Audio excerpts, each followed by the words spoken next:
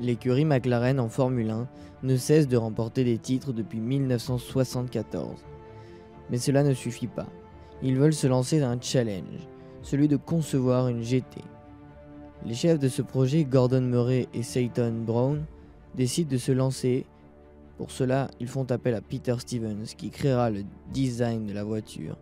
C'est en 1990 que le projet est lancé. C'est en 1992 que la McLaren F1 est présentée. Et en 1994 que la production débute.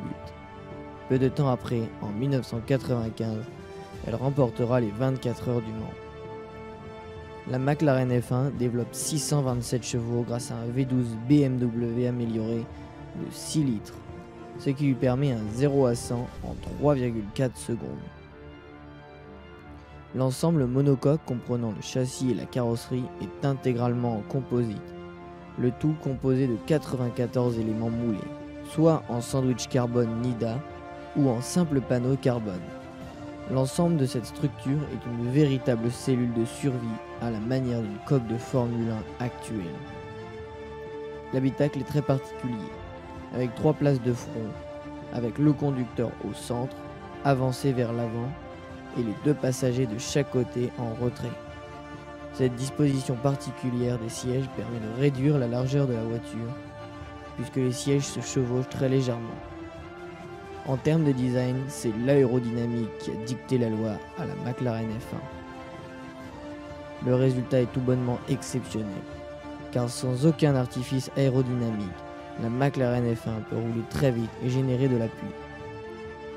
Au final, la voiture sera construite pendant 6 ans à 106 exemplaires, toutes versions confondues. La McLaren F1 est la voiture la plus sophistiquée de son époque, ce qui lui a permis d'atteindre les 386 km/h. Un monstre est prêt à naître, une voiture qui va tout au long de sa vie inspirer une image de toujours plus, et même encore aujourd'hui. Une voiture créée pour arracher tous les records. Relançant la marque alsacienne, Bugatti, Ferdinand Piëch ne poursuit pas d'impératif d'ordre économique. Bugatti n'a pas vocation à venir contribuer à la rentabilité du groupe Volkswagen. L'objectif est, d'après Franz Josef Paevgen, nommé président de la marque, de créer quelque chose au sommet de l'industrie de l'automobile, qui ne puisse se comparer à rien d'existant.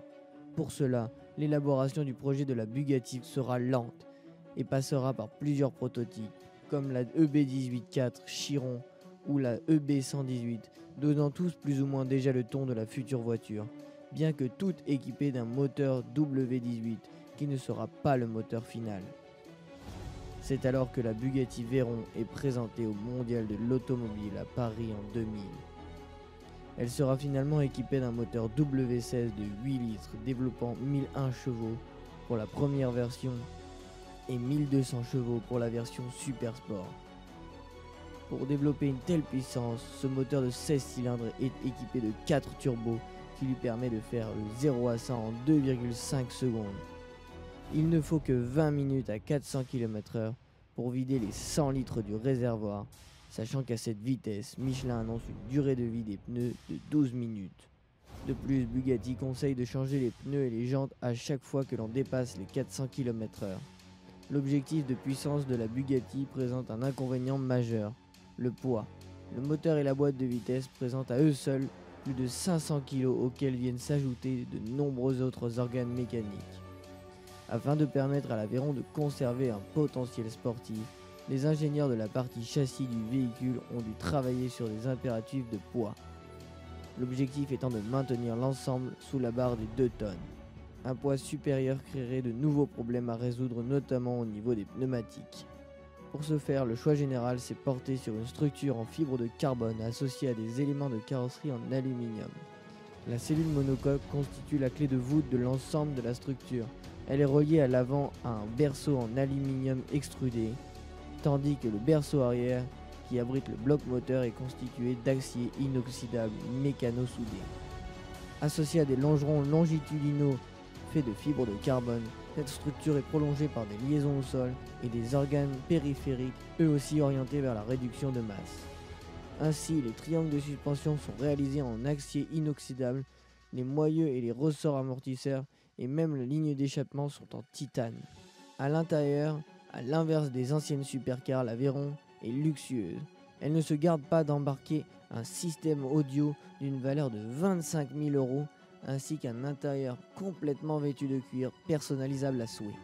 De 2005 à 2015, la Bugatti Veyron sera construite à 450 exemplaires et aura gardé tout au long de sa vie le titre de voiture de série la plus rapide. La Bugatti Veyron, étant un monstre d'innovation, a su garder son titre de voiture de série la plus rapide tout au long de sa commercialisation, car en 2005, elle atteignait les 408 km/h.